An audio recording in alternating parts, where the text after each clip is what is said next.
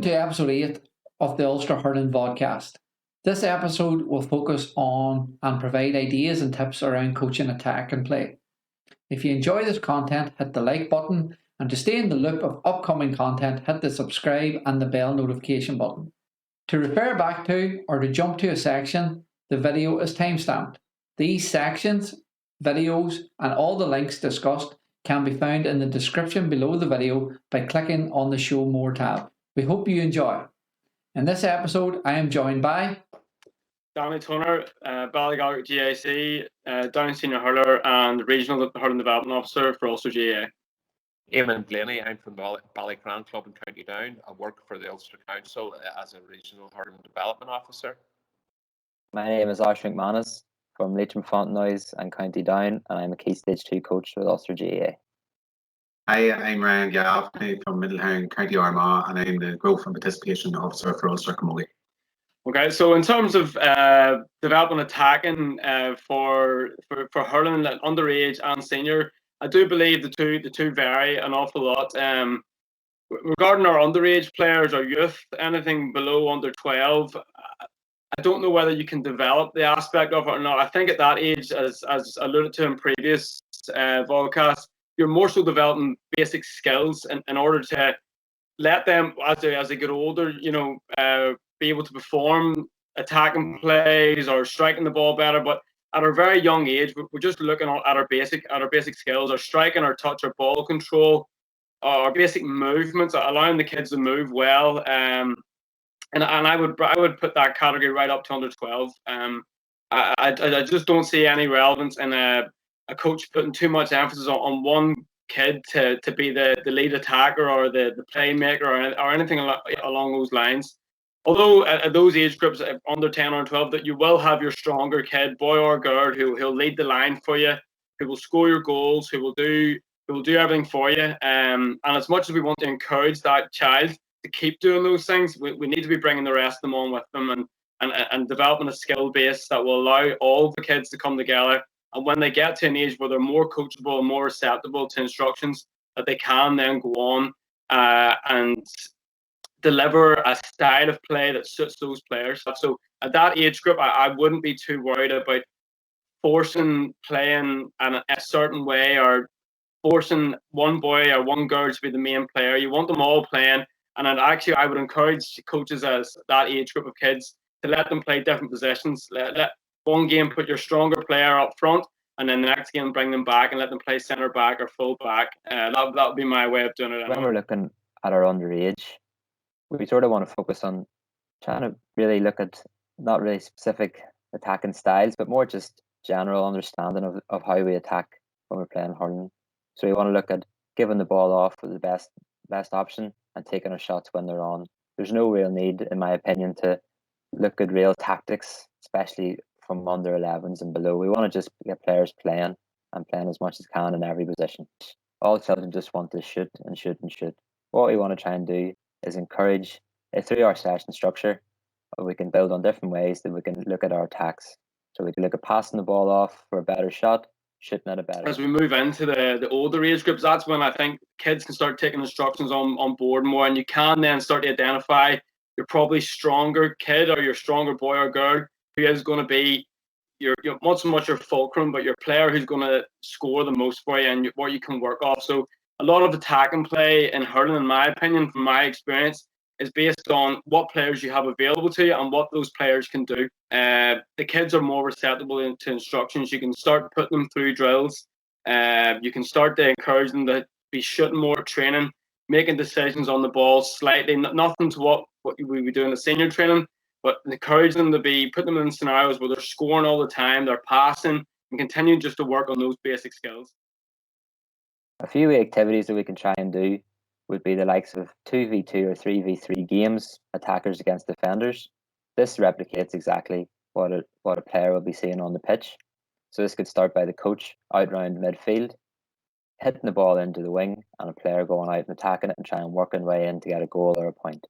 Simple enough we drill, but it is exactly what we're trying to replicate. This can be changed for then if we have a big full forward, you want to look at breaking the ball, hitting the ball in high, getting the two corner forwards coming in, or if we have two men inside, we can get them starting in the middle and running out to the wings.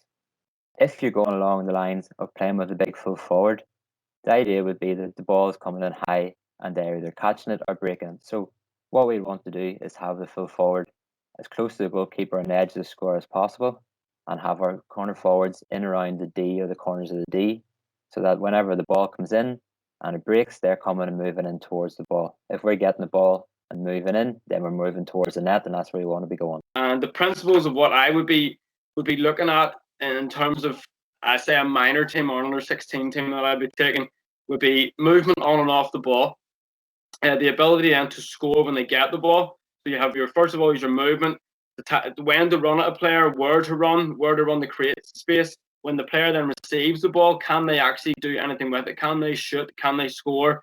Can they pass? And then thirdly would be the willingness to do all of those things. So we've all had the lazy forward up front who, if the ball's not in their hand, they're not going to do anything. We don't want that type of player. We want the type of player who's willing to work hard, put players under pressure, put defenders under pressure, and likewise then bring players into play. So you would have your movement on and off the ball, your ability to score when presented with an opportunity, and your willingness to work hard. That they would be my personal, almost pillars of attacking play. If you can nail those three, in my opinion, that's just simply from my own experience, that's where I think you could dictate a lot of your training around that type of thing. So when we're looking at attacking play, in my view, forwards must not only be able to take their own scores, but also be able to create scoring opportunities for their teammates. Forwards must try to manipulate the defenders and move them from positions on the pitch where they are comfortable playing and bring them into positions where they aren't so comfortable playing. For example, a team could have a great fullback, so the objective then would be for the forwards to try and move the fullback, as this could result in more scoring opportunities. We can do this by teaching the forwards when to make the correct runs and how to time their runs. All the forwards need to work as a unit to help create confusion and panic for the defenders. Simple movements like a full forward making a run to left half forward for a ball and then staying out there for a few minutes causes the fullback to make a decision. They either stay out or they call a switch. If they stay out, then we have moved the fullback, which is what we want to achieve in the first place. If they decide to call a switch, then we could play an extra player around our half forward line for a few minutes to help cause more confusion for the defence. Another thing I like to see forwards doing is bringing the defender to the point where they are unsure whether to stay or switch. So if we use the same scenario as before, a full forward has pulled the defender out to their wing back position, 9 times out of 10 the full back will call a switch to try and get back into the full back line to cover the goals. If this happens, I like to see the full forward stay out for a few minutes and then follow them back, but test the full back to see how far they will come out by standing between the 21 and 45 metre line. This can cause confusion for the defender as they're unsure if they're being dragged out the pitch or still playing full back. Do they stay or do they go? If they go, then we are moving them again, which is exactly what we wanted. And if they don't, then we now have a spare player. This will also leave more room between them and the goals, which causes panic for the goalkeeper. In my view, defenders want to go out and play man for man in normal positions, so it's vital for forwards to try and disrupt this as much as possible. Just because you are lined out at number 13 doesn't mean you sit in the corner for the full game. This is something that I feel coaches need to start developing at a younger age, because whenever I was younger, that was the way it was. If you were lined out at 13, you stayed in the corner, and if the ball came in and you weren't there, you got shouted at. But now it has evolved, and forwards must become more fluid and adapt while on the pitch. So with attacking play, the most important thing, in my opinion, for an attacker is to constantly be on the move. So if you can encourage the attacker as a coach to be on the move all the time, even if it is just walking from side to side, you're keeping the defender busy. You're keeping them moving as much as you can. So trying to keep on the move side to side, this can be tracked using the likes of GPS or just even watching a player, but keeping them on the move as much and keeping themselves space where they can go to. So if you're in the middle, say you're walking around the middle, around the edge of the D, giving yourself room where you can then run off to and tackle the ball. We want to try and play to our advantage. So we want to be able to have a few different ideas and ways that we can coach our players and give them a few ideas they can use when they're on the pitch. Because when we're coaches, we try to control the game as much as we can, but it's the players that do the playing. So we need to give them ideas that they can think their way through the game. So if we're able to have different variations and plans for attack and play, this could be the likes of a big full forward putting the ball in high, or it could be fast corner forwards and putting the ball into the corners. So if we have these various options that we can go to in the match, then we're more likely to succeed and have a wider range of attack and play, which will make it harder for teams to defend. Movement-based games, very, very hard to do it. But unless you have maybe 15 on 15 at a training game, which is very, very rarely the case, some coaches would struggle to work on movement. So we have a very, very basic game here. I call it man in the middle. So how the game works is very, very straightforward. We mark an area of, say, 20 by 20 out in the middle of the field, and we put, say regarding on your numbers, we could put 4v4 in that square. Up front, we'll have three full forwards against three full backs. The game starts with the ball in the area, and in the area out the field in the 20 by 20 meter box, the players in that area have to make 2 or 3 passes and then deliver the ball into the forwards. The only snag of the game is that if I'm playing right corner forward and I make a run, I cannot receive that ball in that position. Sometimes I've played the game where I've marked almost train lines out, and we've had an area of a strip of grass of 20 meters long for the right corner forward, right up the middle for the full forward, and another strip of grass for the left corner forward. The only snag of the game is, as mentioned, if I'm playing right corner forward, I cannot receive the ball in my right corner forward position. I have to move into one of the other 3 grids to receive the ball. So after 3 passes, whoever wins that possession in the square, they simply look up, look for the person making the run, and play the ball into one of those 3 zones. So if I'm in full forward, I cannot receive the ball in my full forward zone. So what we're just encouraging there is, likewise, if it was almost like a game, if my keeper's pucked the ball out and it's landed in the midfield, my players are battling for it, simply passing the ball off, waiting for an opportunity. When the opportunity arises, the 3 forwards are already on the move in that area, in that zone of the pitch, or that last third. And we're looking for that person, be it a midfielder or a half forward, to deliver almost a diagonal ball if it works, or a ball down the middle, whatever they deem appropriate. And the players up front have to be moving into a different area to receive that ball. Once they receive the ball, it's game on up front. If the defender takes it off, they get the point. If the forward receives it and scores, 1-0 forwards, and then start the game again. How you could add that in is you could even start from your keeper and nets. They just put the ball into the box, let the guys or girls play away. After 2 passes, deliver the ball up the field, and the 3 forwards are constantly moving within those 3 zones. Okay, so that's pretty much the cross. You have 3 full forwards standing in their traditional position, marked by the 3 full backs, right? Then you have 3 forward players standing around on the right wing, the centre, and the left wing in around maybe 45 to 65 metres out, right? Each of them have maybe 3 or 4 balls each, so you're trying to work on about maybe 12 plays, right? So each of them bangs the ball into the full forward line, and at that stage, you're hoping your full forwards are making runs, right? Because the whole idea of attacking play is to get behind the defender and in on goal, right? So the guys out around, but further out the field, they're playing the ball in very quickly, and they're joining the play, so they're creating an overload of 4v3. So A, you're working on retaining possession, B, decision making, and then 3, getting into position where you can maybe have your forwards behind the defenders and in on goal, and go very quick and get the scores. Otherwise, if you labour it and there's too many passes at it, the cavalry of the other team are back in, and you have no chance of getting in on goal. So it needs to be done at speed. But you could do that a variety of times, and I think it's a very, very effective one to try to get a team in on goal and scoring goals. All right, it's okay getting long range points, but I tell you what, goals win games. When looking at attack, is unselfish running. Playing an attack involves a lot of unselfish running. Forwards prefer to have the ball played in the space so they can run onto the ball and not so much down the channel or down their throat. As talked about in our stats to pitch episode, it's up to the forwards to provide these opportunities by creating space and leaving holes for the ball to be played into. For example, if the right half forward sees their right half back coming out with the ball, they must move their marker to allow for the ball to be played into the full forward line. If they are standing still, then they are not creating space and it's a lot harder for the halfback to pick out that pass. Forwards must make it easier and not harder for the ball to be delivered in. This also applies to a right wing back coming out and playing a crossfield ball into the left corner forward position. This pass stands a lot better chance of sticking in the forward line if the left side of the pitch is cleared by the forwards crossfield run. This can allow the full forward to run into the space and gather the ball.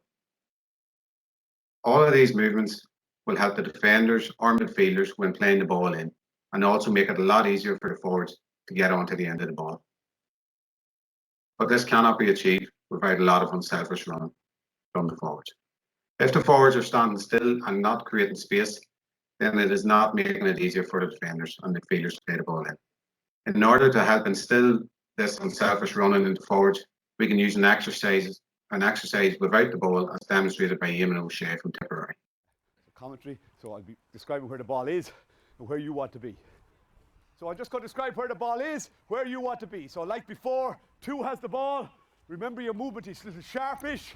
Yeah, look, your movement is just like that. You can make long movements, but when somebody makes a long movement, there must be somebody else filling that space and then getting out of it again if nothing happens. Short puck out to 4.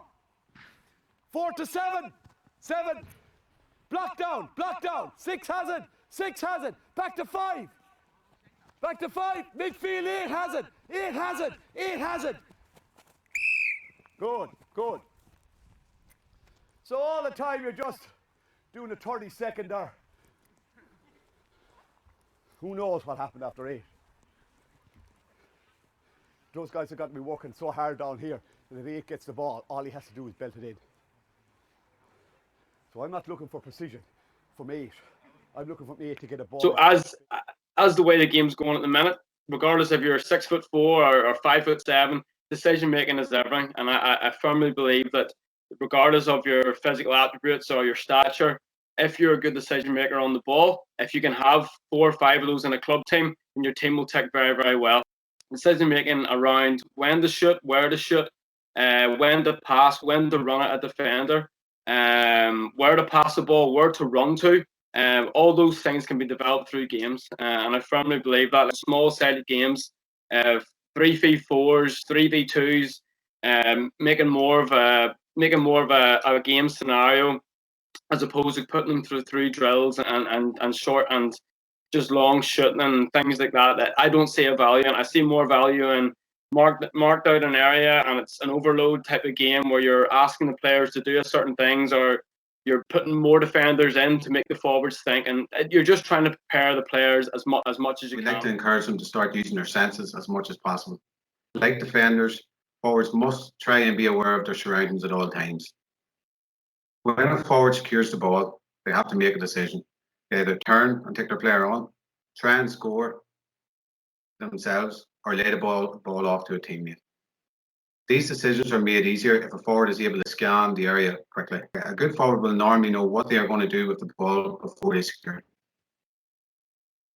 One thing that can make these decisions easier on forwards is communication. Some players use their voice really well on the pitch and call for a pass while starting a 40 or 50-yard run off the shoulder. By using their voice and calling early for the ball, the forward in possession can decide sooner rather than later what they plan to do with the ball. They can judge exactly when to give the ball and can focus solely on making that pass rather than being distracted by other options available to them. Runs off the shoulder while in attack should be late rather than early. A lot of the times the runner arrives a shade too early, and then the pass becomes too hard to execute, with the runner arriving ahead of the pass. If the runner arrives off the shoulder later, then the pass is easier to make, and there's a better chance of creating a scoring opportunity. I like to use the exercises we provided in our stats to pitch episode to help improve the timing of runs off the shoulder. But another game we can use is a passing game similar to rugby. Coaches can set out a pitch across the middle third and a scoring zone at each end line. Teams must aim to score a try by getting the ball into the opposition scoring zone. Players can use a stick pass, either forwards or backwards, or a hand pass, but all hand passes must be played backwards, similar to rugby. and can only tackle using normal hurl or camogie rules. Teams, I would suggest if you're playing across the full pitch, teams of maybe 7 or 8 a side, and up to 12 a side. And if you want to bring it down to 5 a side, you can adjust your pitch to suit. This game will encourage players to time their runs better so they are shade late rather than a shade early. It's also important that when playing these games, we encourage runs off the shoulder at pace. So these games should be kept maybe around 90 seconds to 2 minutes long. This will allow, and also allow for breaks in between, so players aren't too fatigued and are able to carry out high-speed runs. Attack and defend and overload game. I actually took it from rugby union, kind of just amended it a wee bit to suit our own needs. But how the game works is very, very straightforward. You start with four attackers along the line, maybe at 30 yards out, and you've marked maybe a square of 30 yards by 30 yards out from the goals. So it's 4 defenders starting with the ball, or 4 attackers start with the ball, and they're faced with 2 defenders. And all they have to do is work the ball in amongst themselves and score a goal. The 2 defenders stay in for 3 rotations of forwards. After a while, after 3 rotations, we add 2 new defenders in. After a while, we'll add 3 defenders, then 4 defenders, and then 5 defenders. So at the start, the forwards will have the ball.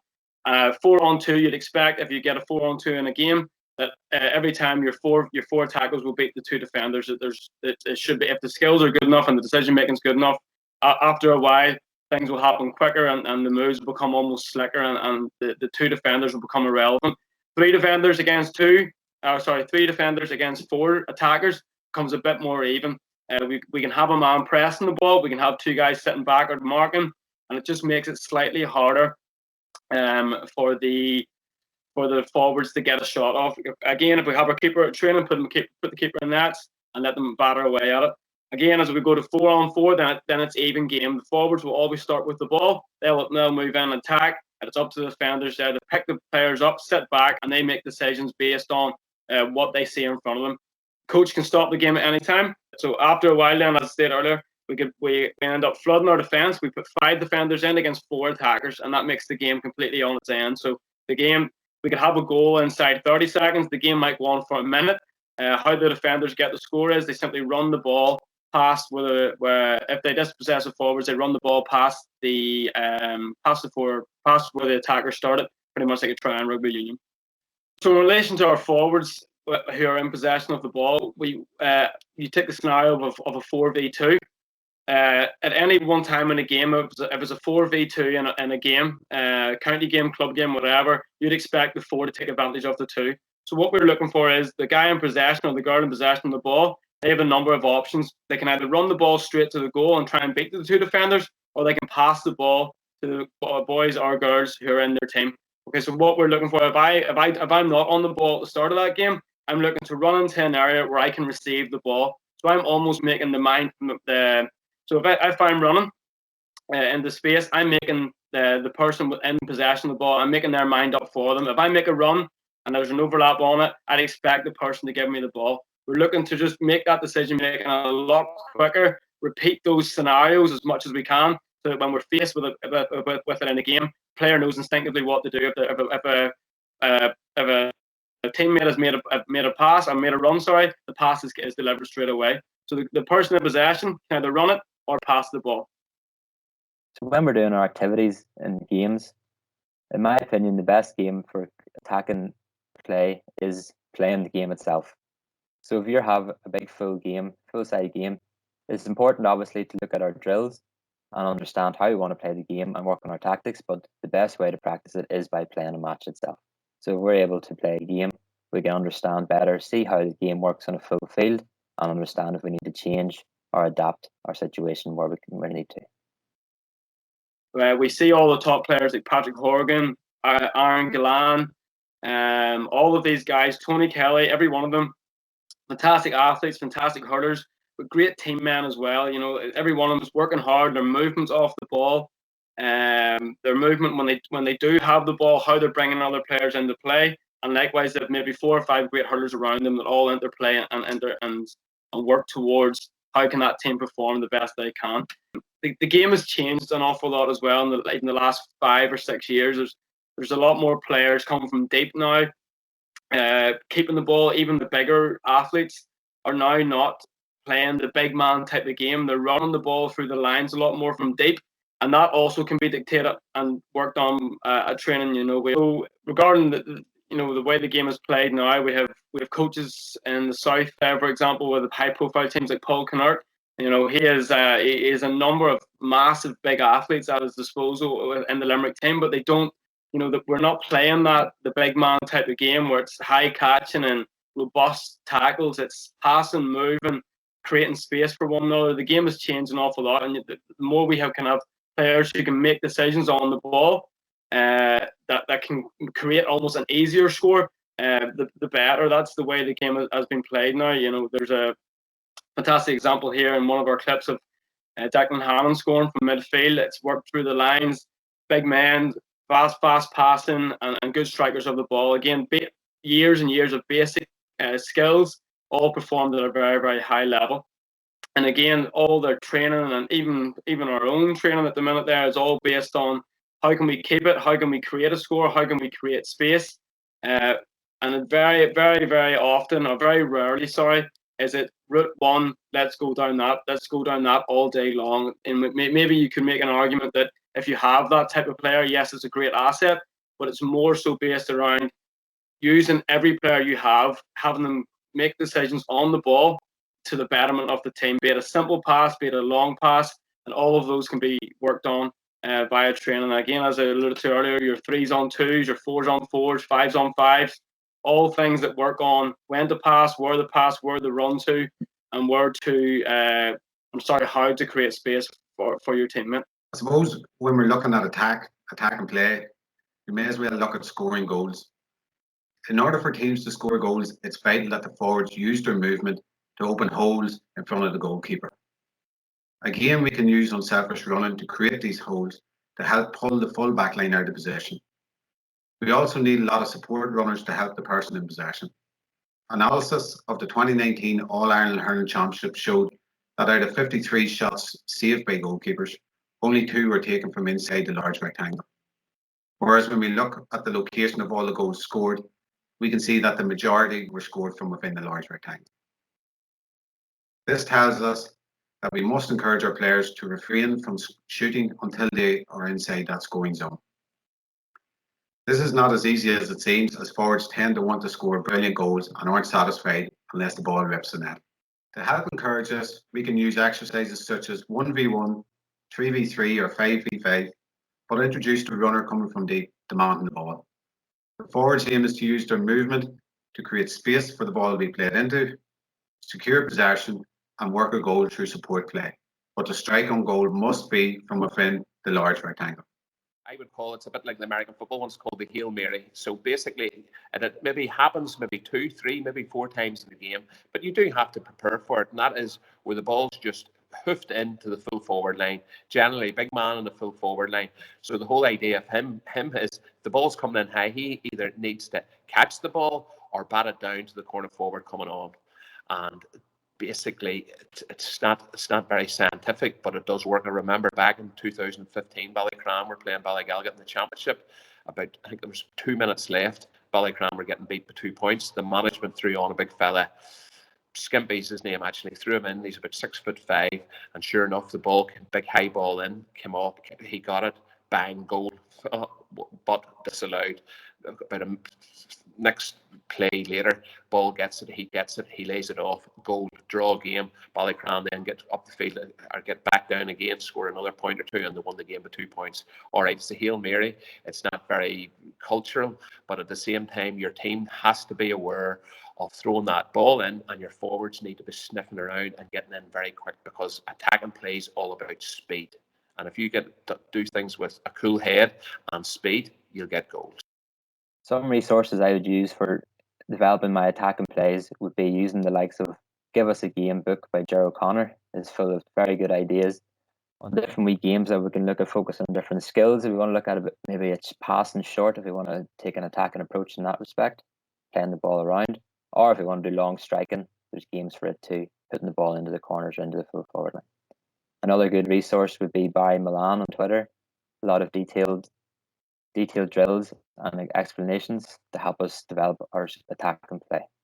But the most important thing for me would be looking at trial and error with our coaching. So if we try and with our different games, if the game isn't working, change and try something else or try a different part in the game. But always don't be afraid to try a different games, whatever we see fit, whatever our approach is for our players, because we want to give them as much of an advantage as possible when we're playing and attacking. So if we can trial and error and see what works best, then we're able to bring that into our matches and our games. Thanks to Oisín, Eamon, Ryan and Danny for an insight into working with your players to develop attack and play. We've included all the links mentioned in the description below. As mentioned in episode 7, hurling is a mixed strategy game which has both defensive and offensive aspects to it. In order to win the game, we all know that on top of a very sound defensive strategy, we obviously need to score more than our opponent.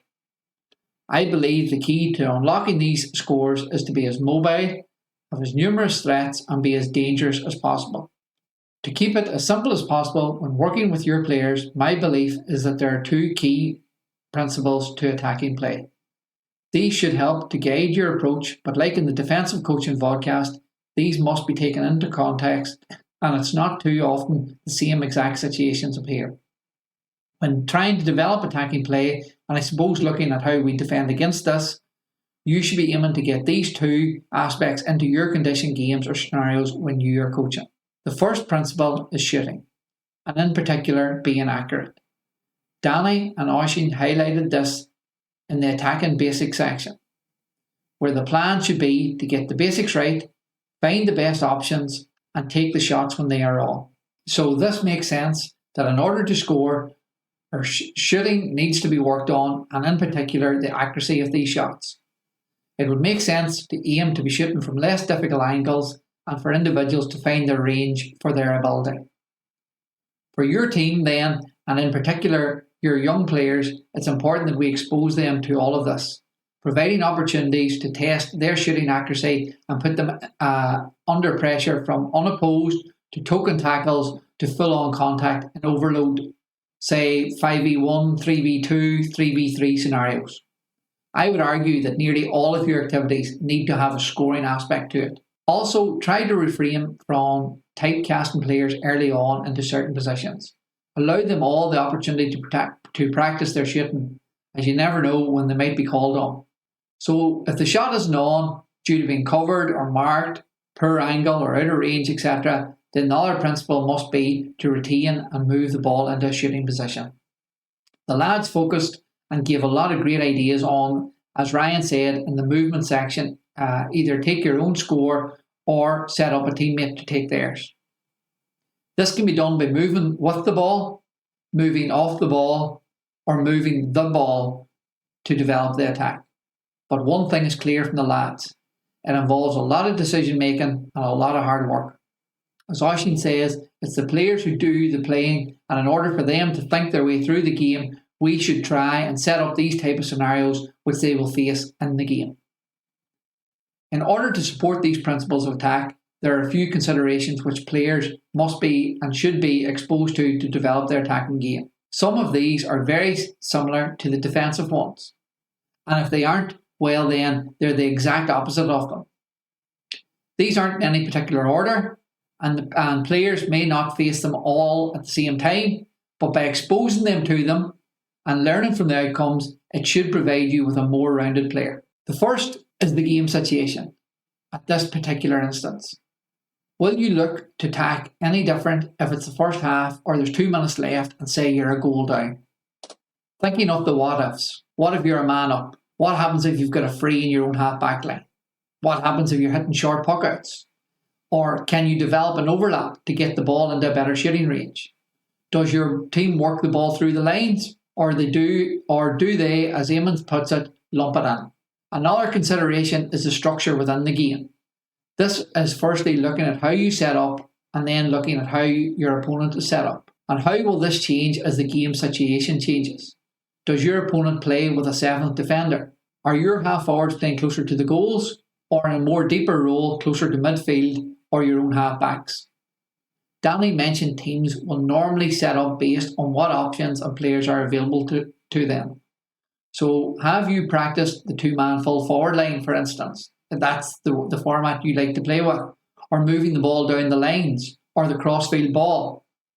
The lads really emphasise this with the movement and decision-making sections, where it is important for your team to be constantly providing options and trying to move defensive players out of position. Ryan and Oisin were aiming to keep asking questions of the defenders. Keep them thinking, should I stay and hold my position, or do I need to stay with my opponent? And then, whatever they do, then it's up to you and your team to do the opposite. Make them pay the price for making the wrong decision.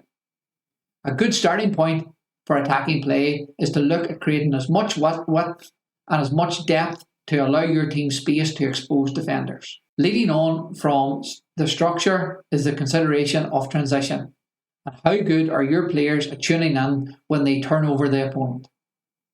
Where a more sound defensive structure is to seek a good balance between pressing the ball and a defensive cover, in attack we are looking to create as much chaos as we possibly can. Obviously, this will be dictated by the style of play your team is playing and possibly how developed your players are, both skillfully and athletically. It is no doubt the area of the game where we get the wild moments, or did you see that? Some outrageous pieces of magic. The one thing for certain is that if your team is a one-trick pony, for example, always running the ball or always shooting from far out, a good opponent will soon catch on and try to counter it. So having a few different plans and being able to switch it up will keep them guessing a little bit longer. Again, like the defensive play, the final and most important consideration is effort and the way each player behaves in their response to what has just happened within the game. So I guess it comes to exposure again. Can your players deliver what is required no matter the task or time at hand? When their backs are against the wall, they're down by a few scores and they're exhausted. Will they drive on or let the moment pass? Can you set them type of scenarios up within your session to test your players to see if they're ready for it? It wouldn't be much of a game or any crack to play if it was as simple as do A, B, C. But we as coaches need to ask ourselves, have we helped our players deal with the many issues or considerations which they will face within the game? We hope this episode and indeed the whole series was of some benefit to you as a coach or a player. If all it does is confirm that you're on the right track, that's great. If not to worry, all we can do is try and learn from it. Come up with a plan and try it again. If you would like any help or support with that, or have any questions or thoughts, drop us a message in the comment section below, or drop me an email, which is in the description, along with all the links to the video content, resources, and research. At this stage, I'd just like to thank all our guests in the series. Antrim Shane Elliott, Downs Graham Clark, and Derry's Ben McGuckin. Ulster Camogie GPO Ryan Gaffney, Ulster GA Key Stage 2 coach Oisin McManus, Ulster Games Manager Jimmy Dara, and the Ulster GA Regional Hurling Officers, Kevin, Declan, Colin, Eamon, Emmett, and Danny, for all their inputs and insights into this podcast series. This is my first time ever doing any podcast recording, editing, creating B-roll, didn't even know what it was, and animations. And hopefully it's got better as the series has went on. It's been a strange old time over lockdown, but please God, the tide is turning and we will be getting back on the grass as soon as it's safe. Best of luck with your season ahead, and thanks for watching and stay safe.